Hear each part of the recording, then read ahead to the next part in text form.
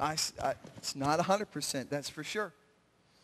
She said, isn't there anything that's 100%? I said, no, it still takes a step of faith. I said, let me give you one more. Let me give you one more. In fact, the people in Jesus' time were asking for one. And this is the proof he gave them. In John chapter 2, let me read John chapter 2, if I can flip it open. There we go. Jesus comes in John chapter 2 to the temple. And there's sheep pens, and there are dove cages, and they're all pooping all over the place. And it's just like a mess. And Jesus comes in, not as little meek and mild Jesus. He comes in going, "Ah!" And he takes the table over. I woke some of you up, I know. He goes and sets all the doves free and go free, go free. And he goes, "Ah!" And he kicks people in their butts and whips them. And they're all going, "Ah, run away, Jesus is angry." Okay. And then the people with the pointy hats, the kind of people, they come up to him. And this is what they said. Then the Jews demanded of Jesus, "What sign can you show us and prove your authority? Prove it, Jesus." And Jesus says, "I can't really prove it. You just got to believe." No, he didn't say it. Sorry. This is what he said. He said, talking about his body, John 2:19, Jesus said, "Destroy this temple and I'll raise it up in 3 days." That's your proof. Rip this body apart, 3 days, boop, brand new. You got her, I'll get her done. And so I started to look into that for one of my research projects. It's interesting. Did you know that there's so many writers about Jesus who aren't writing in the Bible? These are people that don't even believe in Jesus. There's Pliny the Younger. There's Tacitus. There's Josephus. There's other people out there, real historians, writing about Jesus. A lot of people don't know that. And what are they saying? The Roman historians say, "We crucified him." Christians are going around saying, "He's risen." The Jews are saying, "Listen, he was dead, but somebody must have stolen that body." A lot of people are writing about Jesus. Even his enemies. There's one enemy that writes about him. Guess what they say about Jesus? They said he was doing magic tricks to fool people. And then he said that they killed him, and somehow no one could find his body 3 days later. Everybody agrees, historically. Don't even have to crack the Bible open. 3 things. Jesus was a real guy. He really died by crucifixion. Nobody could find his body afterwards. That's just history. That's the facts. So what do you do with that? So I started to read to say, well, what do you do with that? And I found out there's only a few things you can do with that. Some people from other religions say this. This is what they say about us. They said Jesus really didn't die, but he felt really bad. Okay? Really bad. Let's find out how people get crucified, okay? First of all, you get whipped and you lose a third of your body fluids just because you get whipped and all the blood that comes out. Then they put a spike between your ulna and your radius, which pushes up all your wrist bones. And so it's not a nice little hole. It's a big hole. And they get the holes there, and you put all your weight on it. And what happened was people's legs would be thrashing around, and that was just not good. And so they put one foot on top of the other and drove a spike through that foot.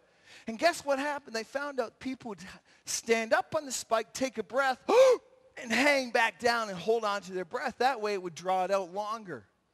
And this is what these guys would be doing, holding on and resting back down on their wrists until they finally got exhausted and gave up.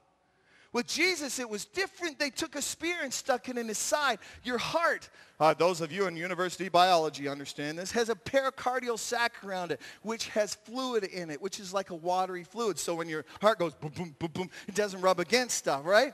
And that got enlarged and enlarged and enlarged, and they put the spear right in his side, piercing that pericardial sac and then his heart. And so they put a spear in the guy's heart. Blood and water flowed out separately. So, let's pretend he got better really fast.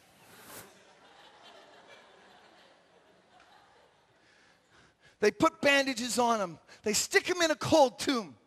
Okay. Let's say that's really how it works. And Jesus goes like this. Whoa, I don't feel good. Oh.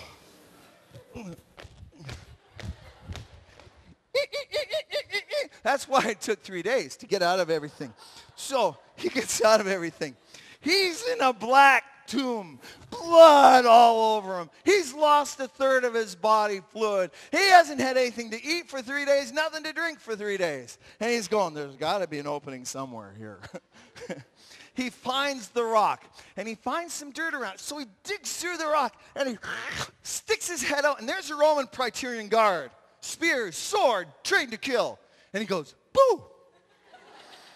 And they go, ah, ah. Okay. He sucks himself out of the tomb, covered in dirt and blood, a hole in his heart, okay?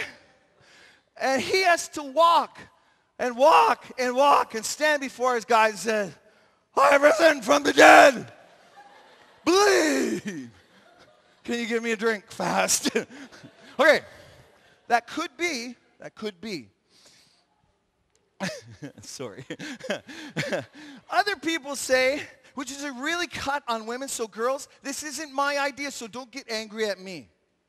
But some say the women went to the wrong tomb. So, Martha, where should we go? I don't know, Mary. Let's go there.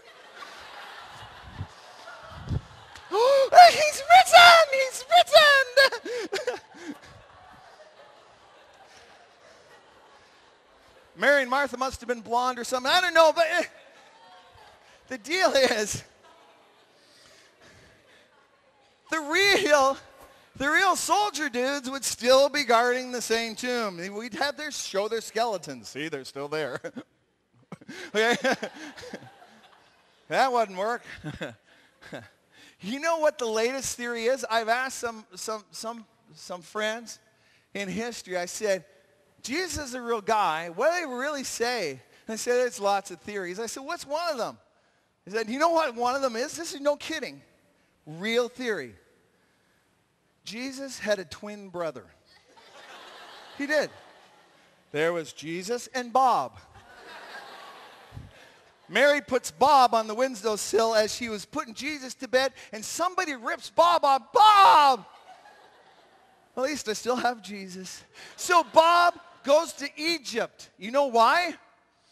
Everybody in the Bible goes to Egypt. That's just what happens. So Bob goes to Egypt, and he comes back coincidentally at the time when Jesus is on the cross. And Bob's going, whoa, I should come back. Whoa, he looks like me. Who is he? He's the Messiah. Whoa, I could make some bucks out of this. Yeah. So Bob comes up to the disciples who Jesus has lived with for 3 years and says, hey guys, I've risen from the dead. And your name is? Peter. Yeah, right, okay. Yeah. I know, being in the tomb messed with my mind. Right, okay. So, that could be the real deal. The one that makes most sense, and this is actually what the Jewish Torah writes, is that the disciples stole the body. The disciples stole, why? They had the most to gain. We got a new religion. Woohoo! Come follow me. You know. Okay? The thing that doesn't make sense is this. And this is what I want you to get in. Because these guys gave their lives for you guys. These disciples went to their death saying they saw him alive. Peter Peter was asked, listen, give it up. Tell everybody it was a fake or we will crucify you. Guess what Peter said?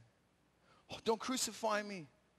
I don't deserve the same way to die as my Lord.